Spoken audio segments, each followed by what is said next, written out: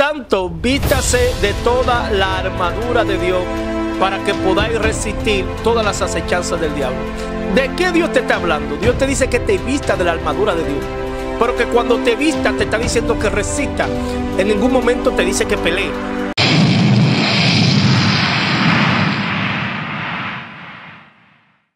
Diga, no todo es demonio. Este es su espacio, el poder de la palabra. ¿Por qué hablo de que no todo es demonio? Por mucho tiempo hemos estado batallando y luchando muchas veces con pensamientos extraños. Y todo a veces se lo echamos al enemigo, al demonio. Sin embargo, sabemos que no tenemos lucha contra sangre ni carne, sino contra principados y contra potestades. Pero sin embargo, la palabra nos enseña que Jesús se le dijo a sus discípulos: yo a ustedes les doy potestad. La palabra potestad es poder sobre toda fuerza del mal y nada os dañará. La iglesia tiene autoridad. El Señor le dio autoridad sobre toda fuerza del mal. Pero ¿qué acontece hoy en día? Que muchas veces nosotros empezamos a reprender, inclusive hasta lo que no está. E invocamos muchas veces demonios y no proclamamos el nombre del Señor. La Biblia habla acerca de la adoración y de la alabanza. Dice que Dios quiere Dios quiere que el pueblo le alabe y le adore. Y no que todo el tiempo esté invocando demonios. ¿Qué dice la palabra? La Biblia dice en el libro de los Salmos 116, en el verso 4 en adelante, dice: se multiplicaron los dolores de aquellos que sirven diligente a otros dioses. Y dice el salmista: no ofreceré yo sus libaciones de sangre, ni en mi labio tomaré su nombre. Es decir, el salmista estaba claro de que él tenía que adorar al Señor y que aún las cosas que venían era porque Dios lo permitía. En la antigüedad, cuando algún espíritu inmundo atacaba a alguien, los judíos, para darle gloria a Dios y no darle prioridad a Satanás, decía: este espíritu ha venido de parte de Dios. Y si lo llevamos a colación en este tiempo, sí, porque Dios es el soberano, Dios permite las cosas. Ahora, hay puertas muchas veces que nosotros abrimos y es puerta de desobediencia. Sin embargo, cuando leemos la historia de Job, la Biblia enseña que en un momento Job presentaba sacrificio por si acaso sus hijos pecaban. Y en un momento dice que estando los hijos de Dios, entre los cuales también vino Satanás, Dios le pregunta a Satanás y le dice: ¿de dónde viene Satanás? Y él le dice: de rodear la tierra y de andar por ella. Le dice: ¿tú no has considerado a mi siervo Job, otro como él, temeroso, apartado del mal, justo? ¿Qué le dice Satanás a Dios? ¿Acaso sirve Job a Dios de balde? Quítale lo que tiene y verás que te negará en tu misma presencia. Ahora, ¿qué acontece con esto? Dios lo pone en las manos de Satanás.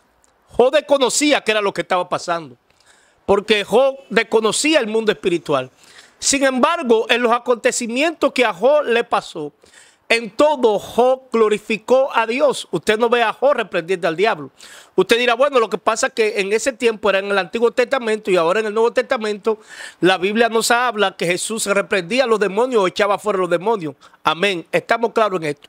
Pero sin embargo, cuando Job pasó todo este proceso que Dios lo permitió, Dios es quien permite que Satanás ataque a Job o lo pruebe. Es decir, que en un momento de la vida el enemigo empezó a hacer con Job lo que Dios le estaba permitiendo hacer a Job. Sin embargo, Job adoró. Y Job sí maldijo el día en que nació. Y empezó a sentir calamidad por lo que estaba viviendo. Pero sin embargo, cuando Job pasa ese proceso, entonces Dios le hace saber que todo lo que Job estaba pasando era para un propósito. Entonces Job dice: de oída te había oído, pero ahora mis ojos te ven. Ahora vamos a hablar desde el punto ahora del cristiano. ¿Qué pasa hoy en día? Que muchas cosas se le están achacando al diablo y todo el tiempo están reprendiendo. Inclusive hasta si un hermano le habla, que no le habla correctamente, reprenden al hermano. Cuando la Biblia dice: no reprenda a tu hermano.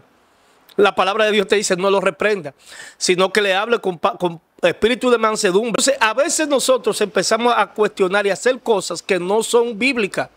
Cuando leemos la palabra de Dios en el libro de Efesios, en el capítulo 6, en el verso 10 en adelante, la Biblia dice: por tanto, vístase de toda la armadura de Dios para que podáis resistir todas las acechanzas del diablo.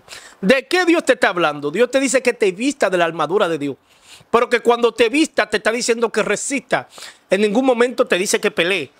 ¿Qué es la batalla o la batalla que nosotros libramos? Cuando vestimos de la armadura de Dios, que fue la autoridad que Cristo nos dio sobre toda fuerza del mal, sobre todo principado, sobre todas potestades.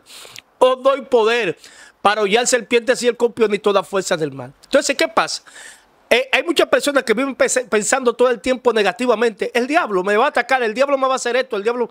No, porque ya Satanás fue vencido en la cruz del Calvario. Nosotros lo que debemos es de adorar al Señor. Ahora, que no podemos ignorar las maquinaciones del diablo, indiscutiblemente, pero no podemos darle tanta prioridad al enemigo, tanta prioridad al diablo, tanta prioridad. Y debemos nosotros darle la prioridad al Espíritu Santo. Los apóstoles nunca predicaron del diablo.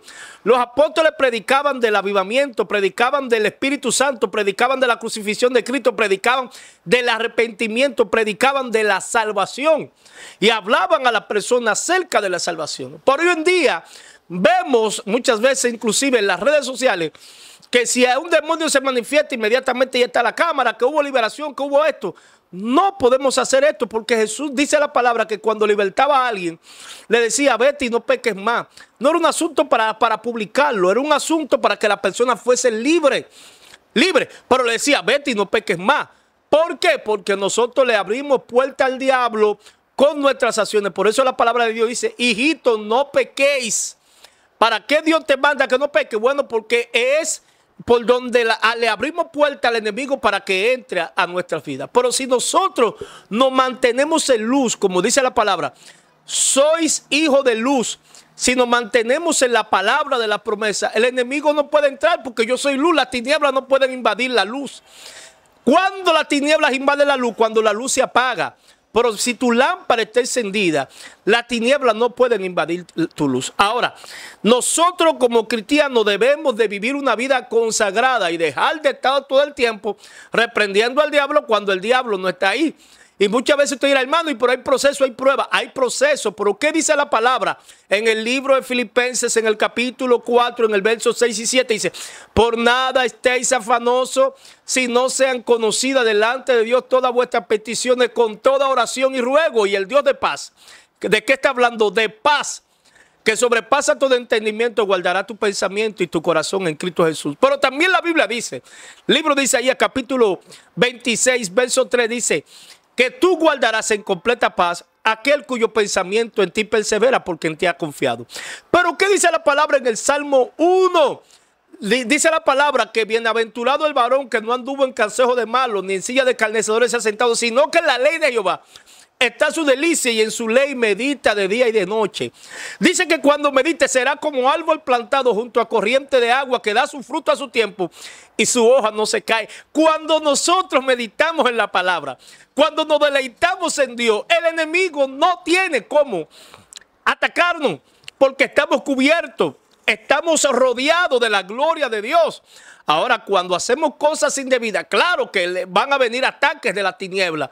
Pero nosotros cuando nos arrepentimos y volvemos a Cristo, ya el Espíritu Santo nos guarda y nos cubre. Ahora hay consecuencias por el pecado. Consecuencias que vienen por causa de nuestras acciones. Ahora, ¿qué debemos nosotros hacer como cristianos? Proclamar el nombre de Cristo, predicar el evangelio de salvación, hablar acerca de Cristo y dejemos de hablar tanto de demonios.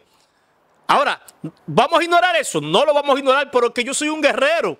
Y los guerreros siempre se están firmes, peleando la buena batalla de la fe. Por eso el apóstol Pablo le dijo a Timoteo, yo he peleado la buena batalla de la fe, he acabado la carrera, por lo demás me será guardada la corona de justicia, que me dará el Señor juez justo, y no solo a mí, sino a todos los que aman su venida. ¿De qué habló Pablo?